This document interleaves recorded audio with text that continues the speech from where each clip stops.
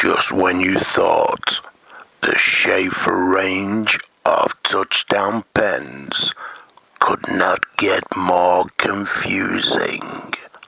Yes guys, are you confused? I know sometimes I am.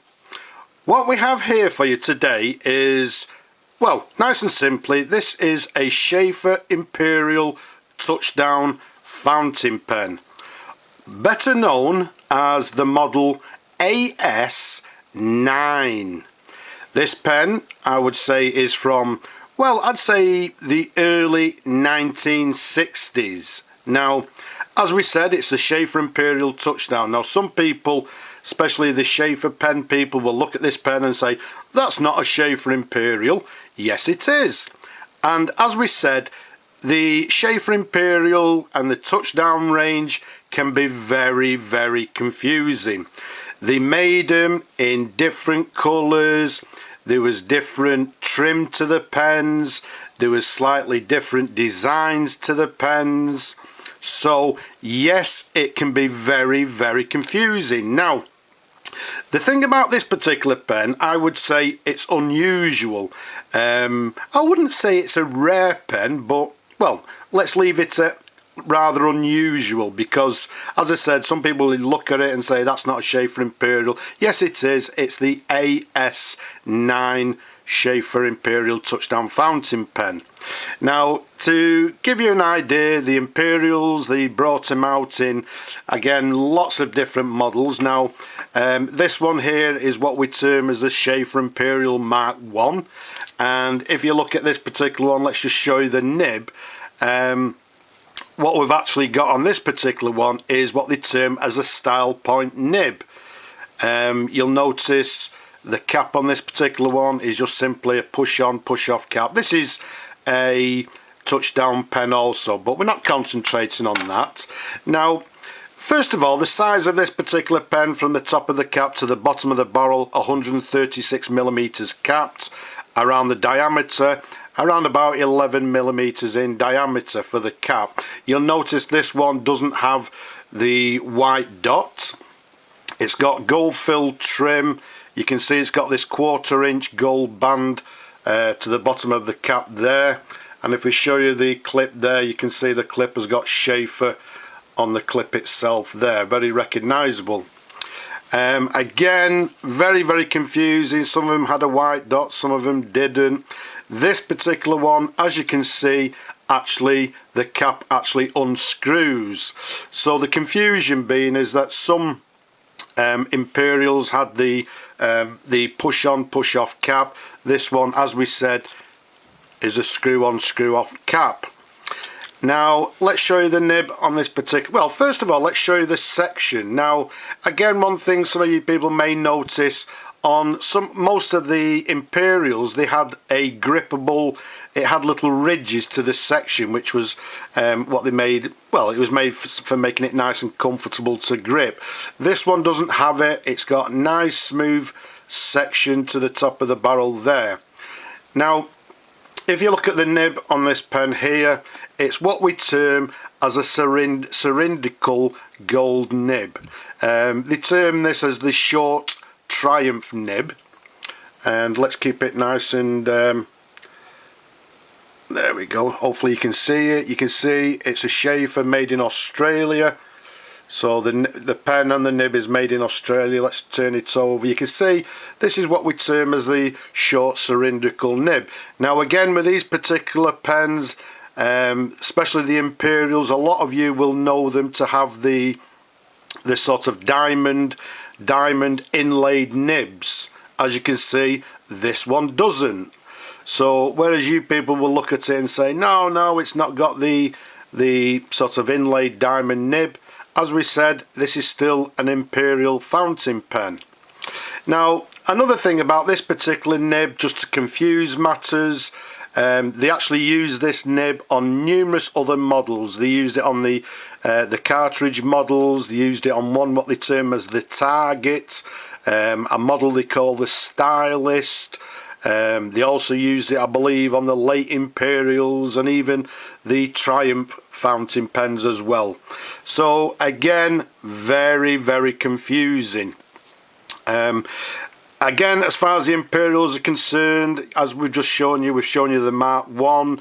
They also did a Mark 2, Mark 3, Mark 4, Mark 5. They did an Imperial Triumph fountain pen. And then at the top of the line, they did the Imperial Masterpiece fountain pen. So, again, I reiterate, very, very confusing. Let's show you the pen and the cap together like so. Okay, now one thing I didn't mention earlier, as we said earlier, sorry, this one's made in Australia. So if I can just show you the imprint, let's get it the right side up. Okay, you can see it's got there, Sheaffer made in Australia. So again, matches the nib. This particular one is made in Australia. Again, what we didn't mention to you, this particular pen is, well, we did actually, the Imperial Touchdown fountain pen, which simply means that what we do, we unscrew the blind knob to the end of the barrel there, and we pop out the plunger tube like so. And to fill these particular pens, what we do, we dip the nib in the ink and we push down onto the tube like so, or onto the plunger. And again, I'll be a little bit quiet. This particular pen, I've fully restored it, fully serviced it. It's got new sack inside, new O-rings, etc, etc. And if I just be quiet here, you may be able to hear the little hissing sound.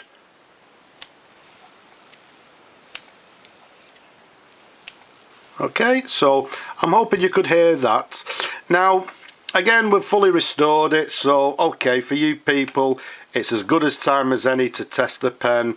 So let's pop the nib into the ink like so. Press down with just one push like so, and I'm hoping you could hear all this sort of the bubbling sound, etc., which tells us everything's fine. Let's screw on the blind knob to the end like so, give it a wipe, and let's bring on some paper.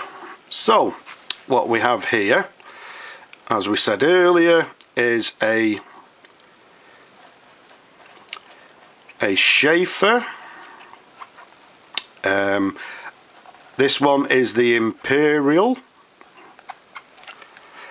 and as we said, it is the Touchdown model. Earlier we told you this particular model is the AS9. As you can see, it's writing with a lovely smooth nib, and it's writing with a broad line. An absolutely lovely writer. There's no flex in the nib. These nibs tend to be quite stiff, but very nice to write with. Sorry, 7, 8, 9.